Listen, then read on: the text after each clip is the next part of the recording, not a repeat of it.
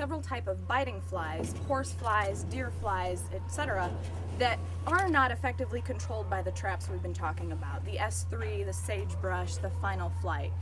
And this has something to do with the fact that these types of flies aren't attracted to these traditional types of baits used in these traps, as well as when you're talking about the fly parasites, they are not an effective form of control on the biting flies because the biting fly's pupa is more calcified and the fly parasites simply can't penetrate that when they're laying their eggs.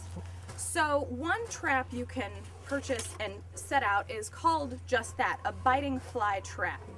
And it's composed of this wooden stake here that you'll either tether to a fence or stake into the ground somewhere secure in an area where you have a lot of flies breeding, or out in the pasture area where a lot of these flies are going to be. And then there's this rigid plastic piece that you'll fold like this.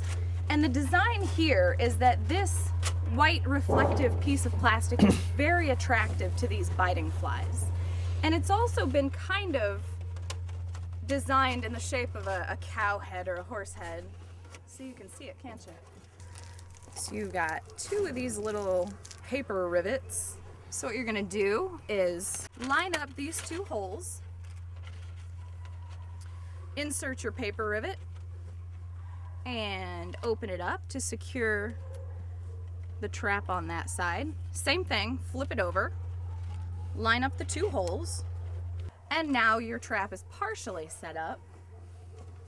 Now you want to attach it to, if you look closely here, you can see there's a slit down the middle of this stake. So all you're going to do is line that up in that slit there and slide it down carefully onto the stake, right like that. Now, all that you're gonna do to secure the sticky sleeve to the plastic trap is secure it with a couple of paper clips, which I have attached to my shirt, because it's a little difficult to do one-handed. So I found that the easiest way to secure this is take your sticky sleeve before you've got the paper peeled off. Now just peel back the paper just a little bit to expose your plastic sleeve, or your plastic sticky sleeve. Now take your first paper clip and just clip it on there. So you've got it held fairly securely, so you can attach it to the other side now, and then continue to peel off your paper backing without getting the sticky surface stuck to itself. So I'm gonna peel this back a little bit more. And I'm going to take my other paper clip and just secure it here at the bottom, ever so lightly, just so we can start peeling off that paper backing now. Now I am going to hold on to this so I don't run the risk of ripping my plastic sleeve, because it is very thin.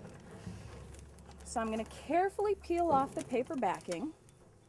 And again, your sticky surface is facing up so that when the flies land on this, they stick right to it.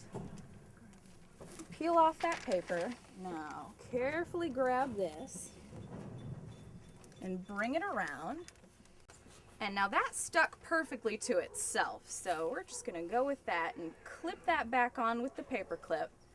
Careful when you're sliding the paper clip up so you don't accidentally rip that plastic sleeve.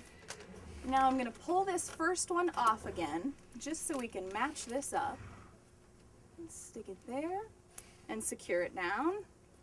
And there you go. Now you've got your biting fly trap assembled, ready to catch those nasty biting flies.